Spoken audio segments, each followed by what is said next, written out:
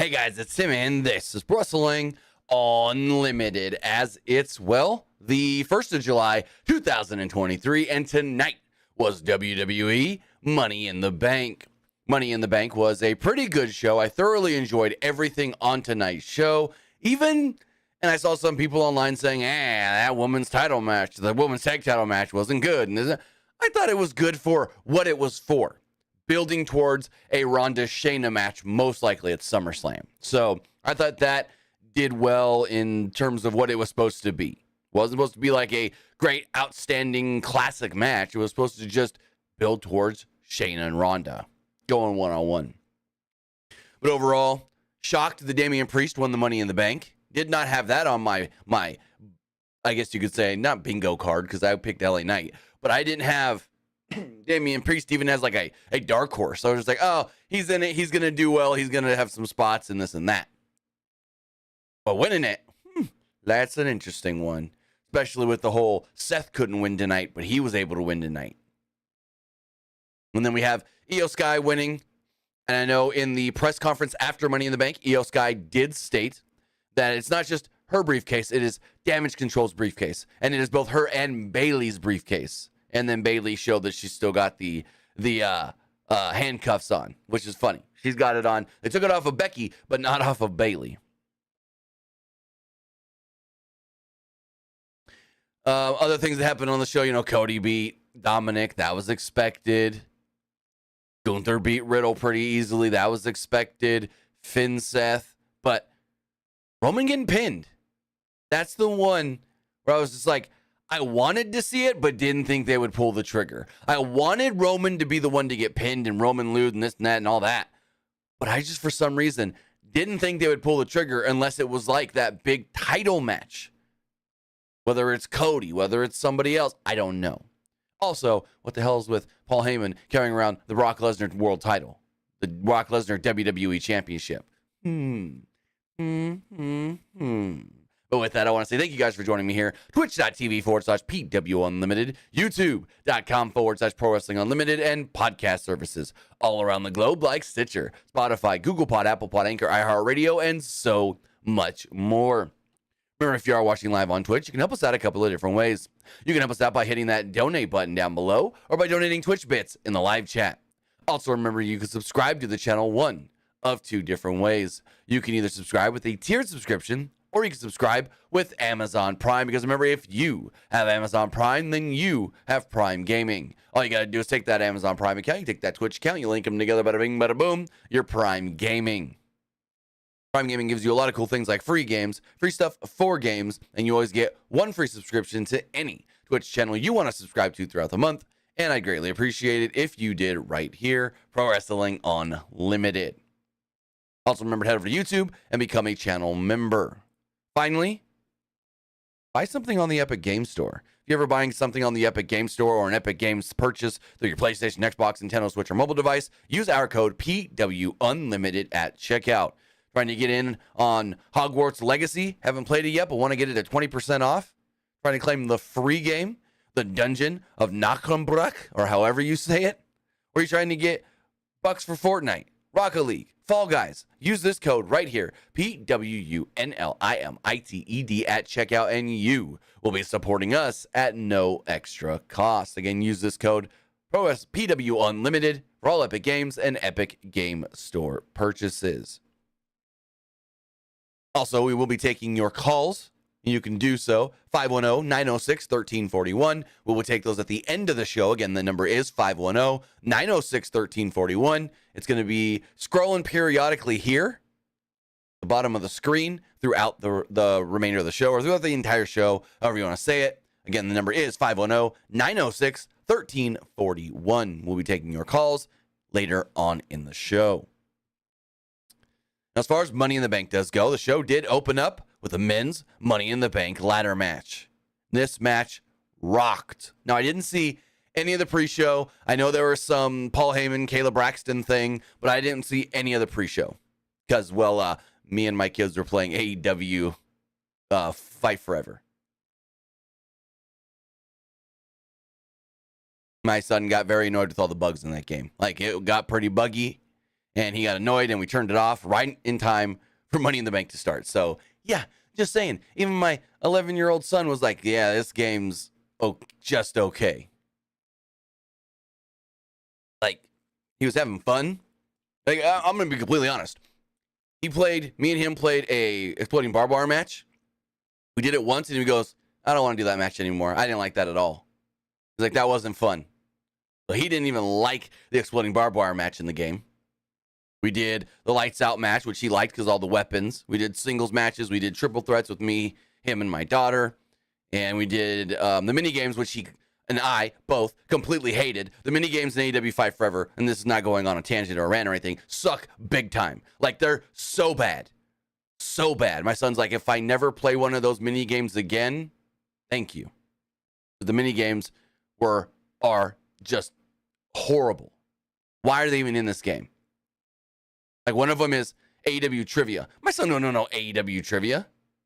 He'll catch an AEW match here and there, but primarily watches WWE. Only people he knew in the entire game were Cody Rhodes and Bryan Danielson. He goes, oh, I know Cody Rhodes. Hey, that's Daniel Bryan. Oh, and he knew CM Punk. He knew who CM Punk was. But other than that, my son didn't know anybody else in the game because he's not interested in AEW. And I don't know if it's just he's watched WWE for so long as a kid or whatnot. And so he sees AEW, he's like, I don't know any of those wrestlers. And so he's not interested. But yeah, we played Fight Forever. He thought the game was all right. Didn't like the mini games. Didn't like the exploding barbed wire match. And other than the created character he made, he only played as CM Punk and Bryan Danielson because he knew who they were from seeing their stuff in WWE. But as far as this show does go, everyone started making their way out to the ring, and LA Knight came out to a huge pop. Crowds out here, LA Knight, because you know Mike Rome out here doing his intro, making his way in the ring from Los Angeles, California. LA Knight, and then the crowd, yeah, they loved them some LA Knight. LA Knight got a great pop from the crowd. So as soon as the match starts, they all go after Logan Paul. And the crowd loved that they all went after Logan Paul. They also ganged up on Damian Priest at one point, and Wade Barrett attributed that to Judgment Day making too many enemies. There was an exchange between Nakamura and LA Knight, and the crowd was all in on LA Knight throughout this entire match. Butch at one point attacked everyone with a cricket bat. Michael Cole asked what kind of a paddle that was, and he goes, we're in the UK, Cole. That's a cricket bat. Priest was about to go after Paul, but Paul talked him out of it and said, hey, let's work together. Let's set up these tables, and we'll put this smaller guy through them because, we're both tall. And that didn't really work. They set him up side by side. One of the tables actually kind of broke already. I don't know what happened, but it was like drooping. And Priest ended up decking Paul. Ricochet hit a flip dive through the tables to the outside, kind of whatever. It was, Knight then tried climbing a ladder at one point, and Paul brought him down with a Russian leg sweep. The crowd chanted obscenities at Paul, who dove into a right hand from Damian Priest on the outside. The crowd then booed Butch for saving Paul from Priest at one point, but chanted bruiserweight just a few moments later. Paul then gave Priest a brutal-looking frog splash on a ladder bridge on the outside. Crowds chanted, you still suck, you still suck, you still suck, which, Logan Paul don't suck. As far as in pro wrestling goes, he's great. Like, he is so good and has no business being as good as he actually is. Butch then put Escobar in a sleeper on an elevated ladder, and Ricochet nailed both of them with a crazy springboard 450. Priest climbed the ladder as everyone brawled, but Knight brought him down with a back suplex. Paul then gave Knight a blockbuster, and Ricochet hit Paul with a SSP, shooting star press. Escobar then took out Ricochet with the Falcon Arrow. With everyone huddled outside the ring, Butch then did a moonsault off of a ladder onto the pile of people. Paul was not in the huddle, though, and he prevented Butch from climbing the ladder. Paul also took out Ricochet before Santos took out Paul. Nakamura and Ricochet then battled on top of a ladder after Escobar took out Knight with a Hurricane Rana. Ricochet and Paul then leapt onto different ladders. Basically, they did springboards off the ropes. They went right on ladders before kicking Nakamura and Escobar off respective ladders. Knight then shoved the ladder with Paul and Ricochet on it, which led to Ricochet giving Paul a springboard Spanish fly off the ropes through the two tables that were set up on the outside, and boy, could that have gone bad. Like, it looked like Ricochet landed on top of his head, but he's fine. Triple H said no injuries other than one person was walking to the back after their match and rolled their ankle. Other than that, no injuries in any match. But yeah, like they both seemed to land bad. Paul landed right on his face and head. Ricochet seemed to land on the top of his head. And yeah, I believe Paul's shoulder was bleeding at one point. But I remember seeing it, but not 100% sure if that was actually blood or not. At one point, Butch knocked Knight off the ladder before Priest shoved Butch off onto a ladder in the corner. Knight then shoved Priest out of the ring before getting rid of Escobar and Nakamura as well. Knight was on the verge of winning. Top of the ladder, people going wild, and here comes Damian Priest. He goozles him like he's going to choke slam him, and instead gives him a Falcon Arrow off the top of the ladder. Priest then climbs the ladder and grabbed the briefcase, and the crowd booed as Priest is now Mr. Money in the Bank, or as he likes to be called, Senor Money in the Bank. There we go. Damian Priest wins. He's now holding the briefcase. And I guess I can't be too mad at this because I always say the briefcase is better on a heel. And LA Knight is obviously a babyface. I would have loved to see LA Knight win it, but again, the briefcase is better on a heel.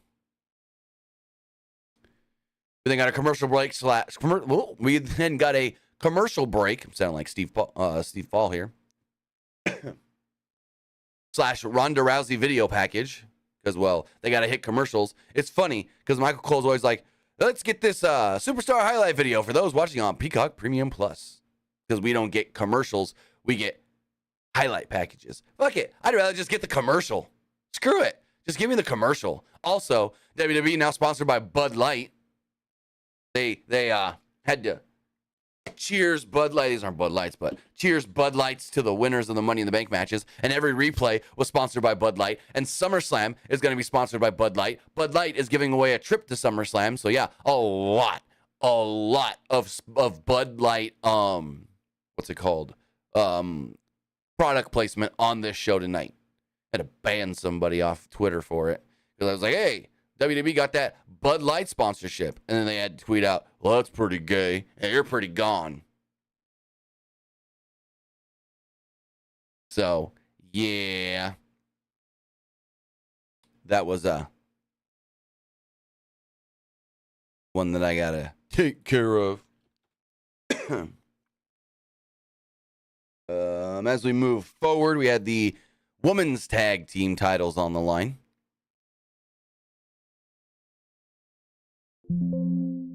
Ooh, I didn't mean to do that. The women's tag team titles were on the line as Ronda Rousey and Shayna Baszler defended against Liv Morgan and Raquel Rodriguez. So, Raquel and Morgan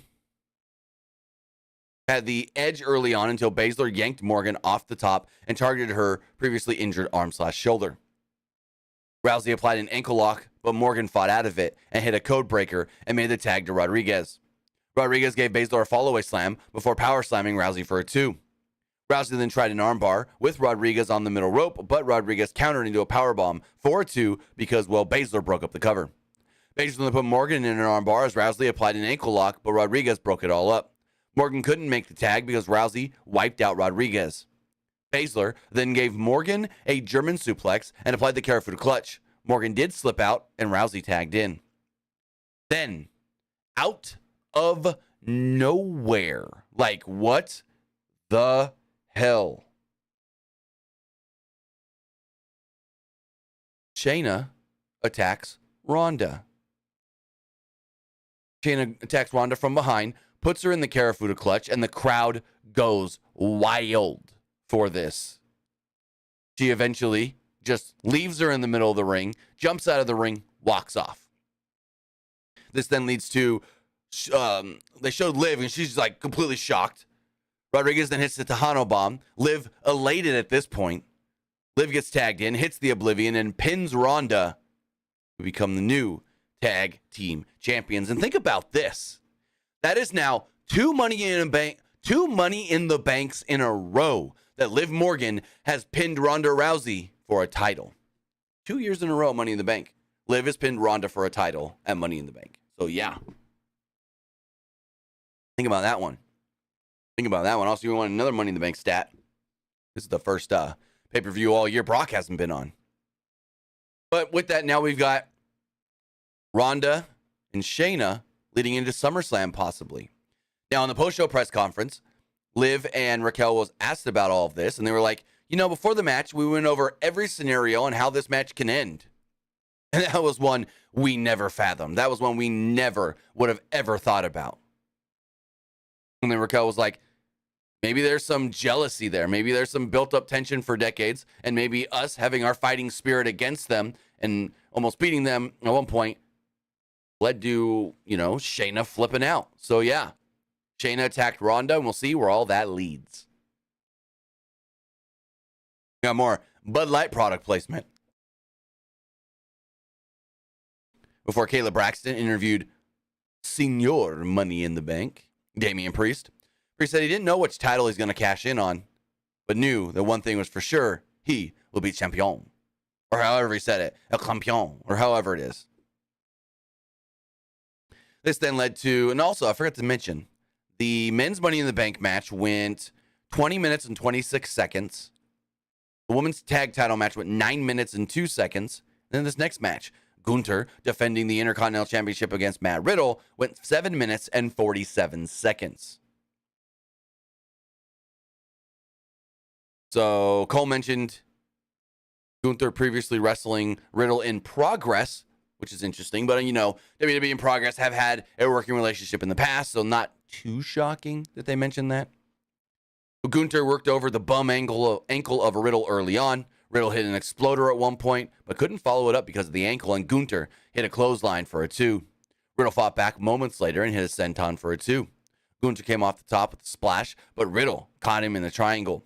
Gunther then hoisted him up and hit a powerbomb for a 2. Gunther immediately transitioned into a single leg crab. Riddle tried fighting out, so Gunther repeatedly smacked Riddle's injured ankle. Gunther applied a leg lock, and Riddle quickly tapped out. The match lasted 7 minutes, and not much happened other than Gunther beating Riddle's ass. Every time Riddle would try to go for a move, he'd kind of get it in, and then couldn't really stand after it. And yeah, not much to the match, other than showcase match for Gunther, really. But after the match is where magic was made, is where everything happened. This match wasn't about Gunther and Riddle. It was about what happened after the match. After the match, we hear and we know what that means. It means Drew McIntyre is back. Drew McIntyre made his way out to the ring and made it known he wants Gunther and the Intercontinental Championship. McIntyre came down and went face to face with the Intercontinental Champion. Michael Cole yelled, "The rumors of Drew McIntyre's demise in WWE are not true." Drew eventually would headbutt Gunther, hit him with a claymore, and then pose with the Intercontinental Championship high above his head afterwards. Crowd, super happy, super elated to see Drew. And Triple H actually had some stuff to say about this in the post-show press conference. Triple H basically said, because someone asked him about, Drew McIntyre being gone for a while, and does that mean with Drew being back, he's locked back in? Are they still trying to lock him in? And this and that. And Triple H is like, I know where this is coming from, and I read all those things too on the internet. Everything you put out, sources say. Well, 75% of all that is totally not true. Drew was not out with any conflict or issue. Drew was out with an injury. And because he was rehabbing an injury, he had another issue, an injury he wanted to take care of, so WWE had him take care of it. Basically, he rehabbed an injury and maybe got surgery on another or something, didn't really say, but he said Drew was out from Mania to now with an injury and then got another nagging injury taken care of. That is why Drew has been gone.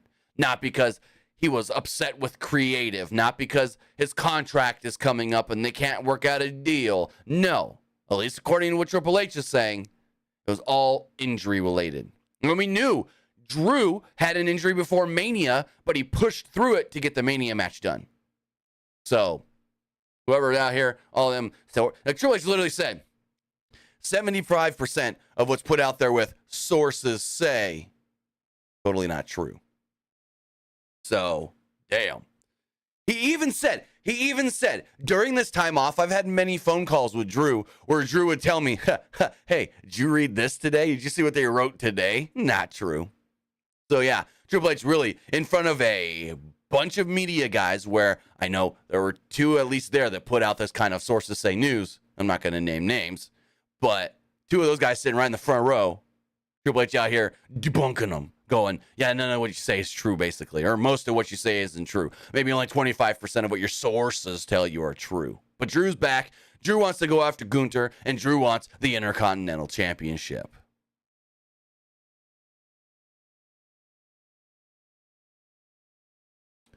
So then there was another commercial / video package for the upcoming match. Cody Rhodes, Dominik Mysterio.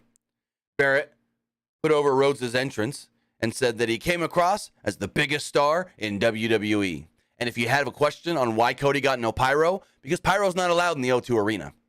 Just saying. That's why there was no pyro for Cody's entrance. Because pyro's not allowed in the O2 Arena. Why? I don't know. So we did have Cody Rhodes versus Dominik Mysterio. The match went 8 minutes and 37 seconds. So right at the get-go, or early on, actually, not right at the get-go, because at the get-go, Dom kept jumping out of the ring, jumping back in the ring, jumping out of the ring, jumping back in the ring. But then eventually, he smacked Cody. Cody then ripped off the cast to where Michael Colvin noted, oh, hey, Wade, Cody just took off the cast. You know, I did talk to our doctors here over the last couple of days, and they did tell me that Cody's injury should be pretty much all healed up, and he may not even need that cast anymore. So the whole Cody cast thing, done, over. Cody shouldn't have the cast on going forward.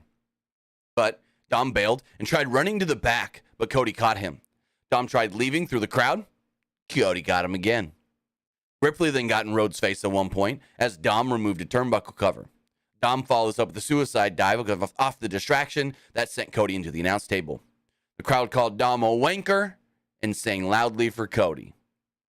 Dom tried the Three Amigos at one point, but Cody countered it into a gourd buster before hitting a power slam and a disaster kick for a 2. Rhodes then went for a dive, but Ripley got in the way. The distraction allowed Dom to set it for a 619, but Rhodes caught him and hit a spinning Alabama slam. Rhodes will then follow this up with the Cody Cutter and a crossroads to pick up the decisive victory. And then I love how right as this match is over, Brandy sends out a tweet and goes, well, he didn't need my help against her tonight, or something like that. What did she say?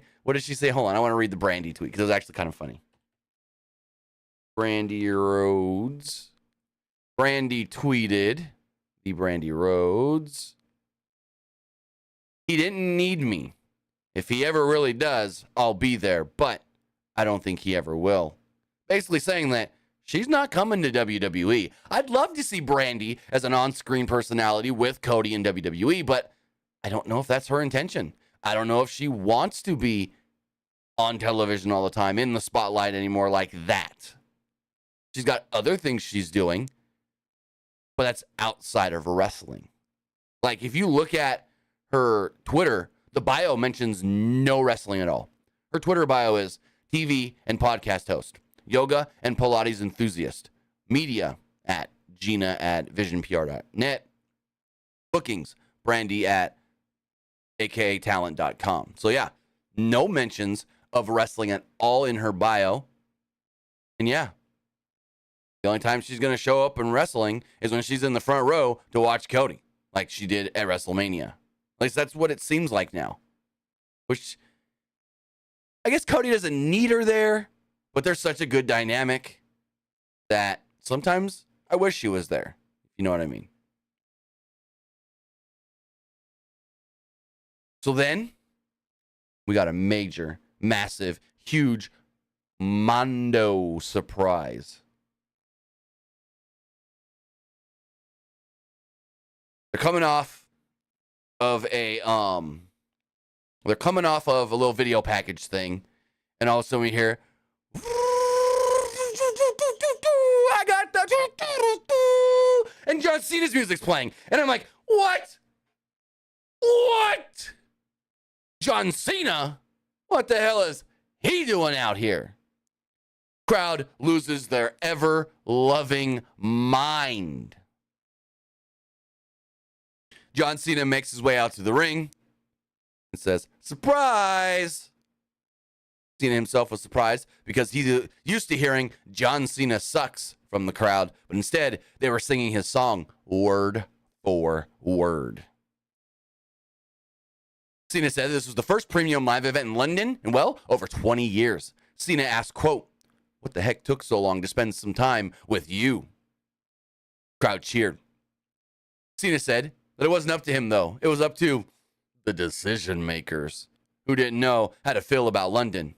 Cena said, quote, "They think this is a hostile environment, and the crowd can be a bit of a distraction." Cena said the crowd wasn't a distraction, and they were the show.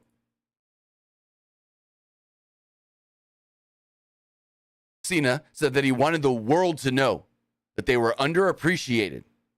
Cena was big on respect, and over the last 20 years, the fans have earned his respect. They loudly started chanting, "Thank you, Cena." Cena again said they don't like it when the performers stop to let the crowd cheer for them.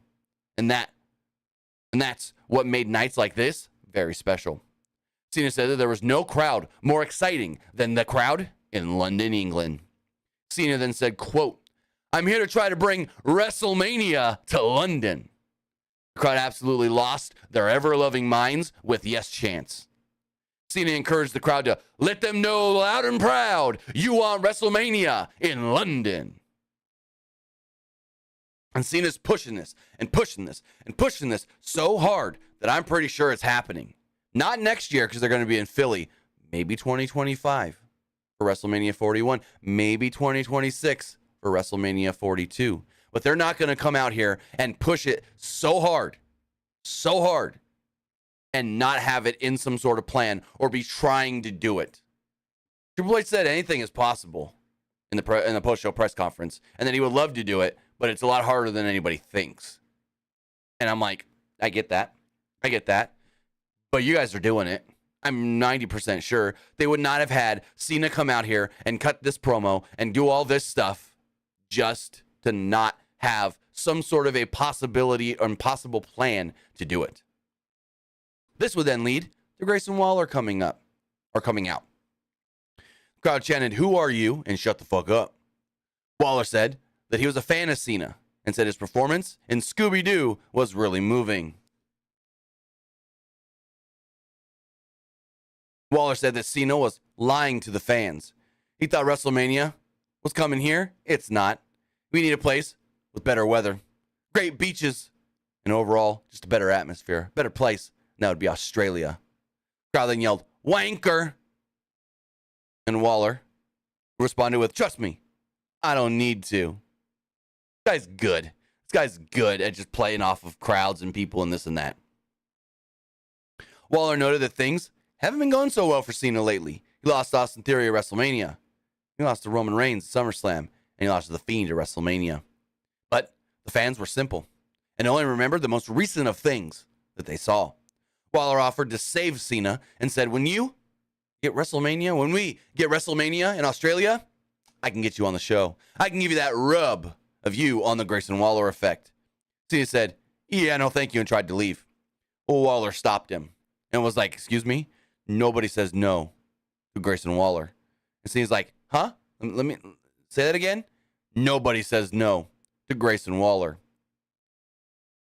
And Cena like, "Yeah, no." Cena then wanted to soak in the London crowd one more time, and Waller decked him from behind. Waller then posed until Cena popped up and hit him with the attitude adjustment. Cena then left while slapping his hands with the fans. So yeah, they're pushing hard WrestleMania in London, and I don't think they would push and tease this if it wasn't something they thought they were going to do relatively soon. Now again, can't happen next year because that's Philly, but it can happen as early as 2025. It can happen as early as in the next 2 years. But I thought this was a great segment.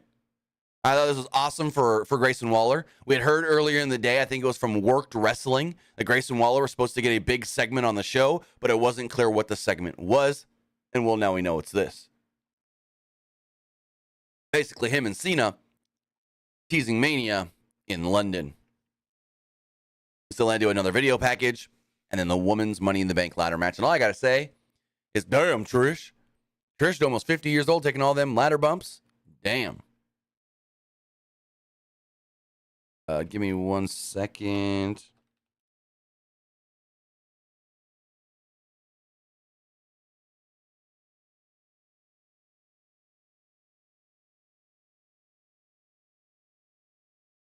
All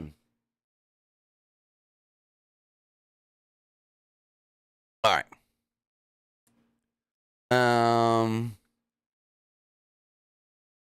NASCAR race postponed to tomorrow. The Xfinity Series race. Too much lightning in Chicago. So Lynch was the last one to enter and immediately was attacked by Starks in the aisleway, which, well, started the match. Stratus and Stark worked together to control the match early on, but Bayley and Io also teamed up as well. The crowd sang for Bayley, and at one point she told them to shut up. Vega then fought off Sky at one point after being pinned down by a ladder by Sky, but Damage Control bounced her back and forth under a ladder. Basically, she's under the ladder. Io's on this side, Bayley's on this side, and they keep grabbing her arm. Boom, boom, boom, pushing her back and forth in the ladder. Lynch at one point prevented Bayley and Sky from climbing the ladders. Vega used Stratus's body as a bridge to go from one ladder to the other, and eventually everybody took turns clearing house off the ladder. Sky climbed a ladder, but wasn't close to the briefcase, so she wiped out everybody except Stratus with a moonsault. The crowd chanted for her. Also, if I didn't say it, this match went 18 minutes and 4 seconds. Stratus then climbed the ladder, but Lynch went after her. Lynch fought off Stratus and Starks, but Vega took out Lynch and Stratus with a crossbody. Vega then shoved Sky out of the ring before Lynch and Stratus actually teamed up together to double powerbomb Vega. Stratus and Lynch eventually realized, oh, why did we work together there? And then kind of tried to go at it with each other before Stratus ended up giving Bayley a Stratusfaction on a ladder before Stark drove Lynch into the ring post. Stark then put a handcuff on Lynch's arm, but couldn't really latch it to anything before Lynch was able to fight away, so Becky's running around with this handcuff on her arm. Plays into the finish, which I thought was very creative. Lynch then chucked Stratus over the announce table and dropped Stark on a ladder. Lynch then gave Stratus a manhandle slam on a ladder bridge before Stark gave Lynch a neck breaker. Vega and Stark then stood near the top of the ladder, and Vega hit a code red off the top through a ladder bridge where Wade Barrett said that move, Code Red, was made famous by Vega's cousin, Amazing Red. Great shout out there for Amazing Red. Love Amazing Red. Amazing Red is so good. No love for Crimson, though. Anyways, his brother. Sky climbed the ladder, but Bayley shoved the ladder down. Michael Cole was like, what the hell is going on? And Wade Barrett goes, it's instinct, Cole. Someone's climbing, and you don't want them to win? You just push the ladder down. It's instinct. Bayley, though, showed no regret in her face and proceeded to climb the ladder. Lynch hooked the other end of the handcuffs to the fish hook of Bayley's mouth and brought her down off the ladder. Bayley then tried fighting back, and she grabbed Becky's arm through the rungs into the center of the ladder. Io would then smack Bayley, grab Bayley, handcuff her to Becky, so they're stuck under the ladder with their arms. They can only climb so high, not high enough. Io then says, you go up, I go up you, and we'll get the briefcase. And Bayley's kind of like, what's going on here? Io then climbs up Bayley's back, scampers up the ladder, sits at the top, grabs the briefcase, bada bing, bada boom. Io Sky wins Money in the Bank and becomes the new Miss Money in the Bank. So then, fast forwarding a little to the pro-show press conference, they bring out the two Money in the Bank winners, Damian Priest, Io Sky. But Io also brings out Bayley. And Kayla Braxton's like, oh, and a surprise guest here, Bayley. So Io was asked about when you're going to cash in, who are you going to cash in on, how long are you going to wait? And she says, well, first off, this is our briefcase. We won this. And she points at her armband and goes, it's Damage Control's briefcase. And Bayley's like, yeah, it's both of ours. Like, really? Oh, okay. Like, if Bayley would have just won, it wouldn't have been both of theirs. So we got that where Io is still cool with Bayley. Bayley's kind of like, I don't know how to feel. They're eventually going to implode here soon. But According to EO, either of them can cash in the briefcase. We'll see. We'll see where this leads to. I think they're going to break up before the briefcase gets cashed in. Good finishing segment, though, or sequence, though. I liked the finish of this match. Very creative. Haven't seen it before, where you handcuff two people together where they can't climb the ladder. Everybody else is taken out. Bada bing, bada boom. This then goes right into Seth Rollins defending the World Heavyweight Championship against Finn Balor. The match itself went 12 minutes and 31 seconds. Cole noted that Balor attacked Rollins again last night at a live event, hence why there's all the kinesio tape on Seth's side. His ribs are hurting, so he needs the tape that kind of like helps with the pressure on the ribs and whatnot. You see, Cesaro wears it a lot. Not Cesaro. Claudio wears it a lot on his shoulders and stuff, or at least he used to, so. Rollins early on hit a suicide dive, but didn't pop right up because he was selling the injured ribs. Balor, though, did start targeting the ribs and took advantage. Rollins fought back with some strikes, a backbreaker, and a knee strike. Balor went back to the ribs and hit a headlock elbow drop, but Rollins definitely kicked out of one. Balor then hit a sling blade, but Rollins came back with a super kick and a buckle bomb. They mentioned that buckle bomb, yes, not into the buckle, but into the barricade, is what injured Finn 7 years ago. Balor got his knees up on a frog splash attempt, and that hurt the ribs once more of Seth Rollins. This then led to a shotgun drop kick as well from Finn. Rollins did avoid a coup de grace attempt, and Balor avoided a curb stomp. They traded strikes until Rollins caught a Balor Pele kick and hit a pedigree for a 2.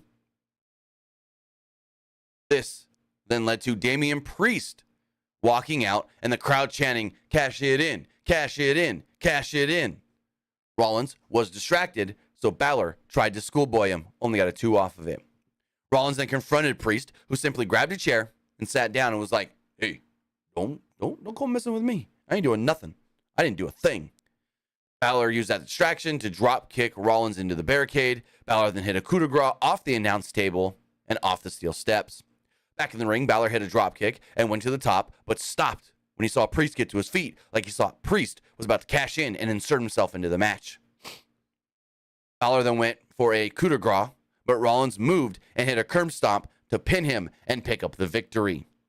Balor and Priest slightly argued after the match. Also in the post-show press conference, Priest was asked about that miscommunication between him and Balor, and if he thinks that maybe caused Balor the win. He said, "Hey, all I can say is I won my match. Finn didn't win his match. Yes, Judgment Day has had some issues recently, but we're going to be fine. We'll talk it out. We'll figure it out." And Michael Cole played this up big, like Finn screwed up Priest's opportunity against Seth, so maybe Priest purposefully screwed up Finn's opportunity against Seth. And Priest also was like, I would never cash in on Finn, but I would never cash in on Finn and wouldn't think Finn would think that, but I wanted to distract Seth. I wanted to get in Seth's head with Seth thinking I was going to cash in on him, which could have helped Finn. He said he was only out there to distract Seth and try to help Finn. So we'll see where it leads to on Monday's Raw. Good match nonetheless, though. We then got an Edge video package, though there's no Edge. Will be on the Grayson Waller effect from Madison Square Garden next Friday on SmackDown. Kayla Braxton then interviewed Kevin Owens and Sami Zayn, who were suddenly watching the show in a suite. Owens said that it was great to be in London and put over some of tonight's results. She asked Zayn about the Bloodline Civil War. Zayn said that he's been waiting a long time to see where this goes, and tonight was the right night that Reigns got exactly what was coming to him. They then played Sammy's music and the crowd sang. So just wait for them to sing Sammy's song. And then we have our main event. 32 minutes and 5 seconds. It's the Bloodline Civil War. Roman Reigns and Solo Sikoa against Jay and Jimmy Uso. This was fantastic. This was a masterpiece of storytelling. I loved the crap out of this match. Jay was fired up during the introductions, and everyone else was relatively calm because Jay knew he was pinning Roman. So he was kind of like, yeah, let's get this going. Let's get this going. Because where this goes in the end. Yeah. Like he was ready for this because he knew where this was going at the end. Sikoa seemed to have a moment of self-reflection before it started, while Reigns was annoyed at the FU chants from the crowd, or FU Roman chants from the crowd. Sikoa had the edge over Jimmy, and Jay kicked him from behind as the ref was distracted. Sikoa was caught off guard, so Reigns tagged in. Sikoa hesitated before tagging out. Jay and Reigns circled each other before locking up. Reigns had the advantage over Jay, so Jimmy tagged in and as they went for a double super kick, but Reigns left the ring. Reigns got back in after a pep talk from Heyman and worked over Jay. Heyman basically said, you need to stop this. You need to stop him because that man over there wants to be the new head of the table and wants to be able to tell your boys what to do. We don't want that. You don't want that.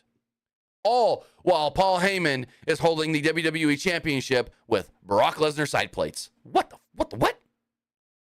They bring the wrong belt to London? Or is that some sort of a tease for something down the line?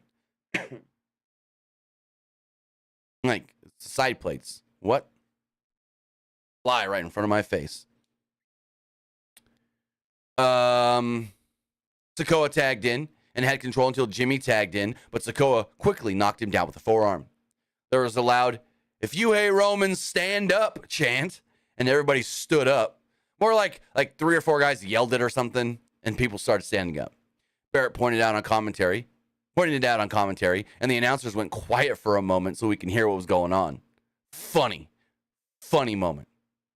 Reigns then took the opportunity to sit down on the apron, which, oh my God, was that fucking genius? Was that amazing? Playing off that crowd. This crowd was great. Reigns tagged in after a while and hit Jimmy with a drive-by drop kick for a 2. Sikoa tagged back in, and the match continued at a slow but deliberate pace. Reigns then tagged himself in, and Jimmy couldn't tag out because Solo had yanked Jay off the apron.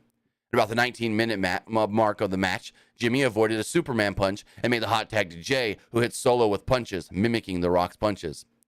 An enziguri and a flying crossbody also came for a 2.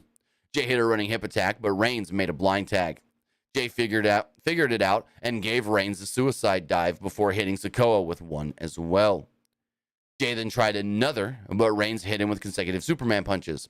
Reigns then set it for a spear, but Jimmy tagged in, and the Usos hit Reigns with a double spear, and Sikoa broke up the cover. Each side stood up, and they exchanged right hands. Jay shoved Sikoa into the ring post as Reigns hit Jimmy with a Superman punch for a 2. Reigns went for a spear, but Jimmy hit him with consecutive super kicks. Jimmy went for a splash, and Reigns caught him with a guillotine choke. Jimmy used his strength, though, to hoist up Reigns and powered himself out into the corner. Jay made a blind tag as Jimmy shoved Reigns into the referee, who fell out of the ring. It ain't a Roman Reigns match if there's not a ref bump. It ain't a Roman Reigns match, I'll say it again, if there's not a ref bump. Usos then gave Reigns the 1D. Jay covered him, no ref, and the crowd chanted to like 8, 9, 10, I think. Usos then went for the double splash, but Sikoa made the save. Sikoa and Reigns each hit Uranagis before Sikoa hit Jimmy with a Samoan spike. Sikoa then spiked Jay as Reigns hit a spear. Sikoa stacked both Usos on top of each other as the crowd chanted, bullshit. Reigns then went for the cover on both men, similar to what he did to Edge and Daniel Bryan, but they kicked out. Crowd lost their balls. Reigns then seemed without any ideas, so Solo hammered away on Jimmy and Jay. That encouraged Roman to join in and help. Sikoa then superkicked Jimmy on the announce table. Sikoa then tried to splash on the barricade, but Jimmy moved and Sikoa crashed through the table. Jay and Reigns then exchanged super kicks and Superman punches, respectively, until Reigns hit a spear for a close near fall. Jay exactly kicked out by low-blowing Reigns, as Reigns has done before. Jimmy then tagged in, and the Usos handed out super kicks to both Roman and Solo. Jay tagged in and splashed Roman and pinned him to pick up the victory. Yes, Jay Uso pinned Roman Reigns. This is the first person to pin Roman Reigns since December, I'm going to get the day wrong, 19th maybe? 2019. Since Baron Corbin was the last man to pin Roman Reigns. Jay Uso pinned Roman. Crowd went wild. Crowd lost their marbles. and Roman is sitting on the outside up against the ring, just beside himself. First person since December of 2019 to pin Roman Reigns. Pin or submit. The Usos celebrated. Crowd was cheering loud. We went off the air. And then into the press conference. And I kind of like threw in press conference stuff throughout this. So there's not much more to talk about the press conference other than Triple H did state that Money in the Bank tonight in the O2 Arena was the highest grossing arena show ever in the history of WWE. No other show in an arena has made more money than this show tonight, which is crazy to think. More than any MSG show, more than any Staples Center show, more than any Barclays Center show, more than any other arena show. Now, you can't say like, MetLife Stadium for a Mania or Honda Field, or what is the one? Not Honda, Nissan Field or Nissan Stadium for a SummerSlam last year. No, not more than those, but it is the highest grossing arena show ever for WWE. Last night in the O2 Arena was the highest grossing SmackDown ever for WWE. So yeah, big nights, both last night and tonight for WWE. But with that, guys, that's everything we've got. That is everything I thought pertaining to tonight's Money in the Bank. But now, I want to hear from you guys a couple of different ways. We're going to check the polls. And we're going to take your calls. Let's pull those up right now. Remember, the number is 510-906-1341. Again, that number is 510-906-1341. You can call in with your comments, questions, or concerns live on the air. Let's check the polls, though, while we wait for some of those to come in. Let's refresh all of this. Refresh, pop it up. As far as the Twitch poll does go, 60% liked the show, 40% didn't like the show. Interesting. As far as the Twitter poll does go, 86% liked the show, 13% thought it was just all right. Looking over at the YouTube community poll, 82% liked the show, 15% thought it was just all right, and 3% did not like it. Person here says, very fun show for me. I give it an 8.5 out of 10. Person says, amazing show. Person says, I enjoyed it. I give it a 9.5 out of 10. Person says, love the Civil War. Person says, I liked the first time in 3 years Roman ate a pinfall loss to Jey Uso. Another one says, good show, great show. And yeah, the same guy that always comments bad about WWE stuff commented bad about this show. So you're a troll. You know what? I'm just going to block you from not commenting anymore. Because that's all you do. Everything. WWE bad. WWE bad. WWE bad. As far as the YouTube community or live poll does go, 87% liked the show. 9% thought it was just all right. And 4% did not like it. Looks like we aren't getting any calls. Maybe I should have advertised the call stuff earlier before like we went live so people actually knew. So that's the goal. With every pay-per-view review, we will take your calls. 510-906-1341. So with that, guys, I want to say thank you for joining me here. Twitch.tv/PWU Unlimited, YouTube.com/Pro Wrestling Unlimited, and podcast services all around the globe like Stitcher, Spotify, Google Pod, Apple Pod, Anchor, iHeartRadio, and so much more. We'll be back live. Now, I'm not sure when I'm going to do my Collision review. I might do it tomorrow because, I've already missed the first 25 minutes of the show. I won't have time to do it tonight because I have to go to a photo shoot. But I might do my Collision review tomorrow, or we do it at the beginning of the wrestling wrap-up Monday morning. So we'll see how that all does go. But with that, guys, I want to say thank you for joining me here. Have a great rest of your weekend, and we will see you next time. Have a good one, guys.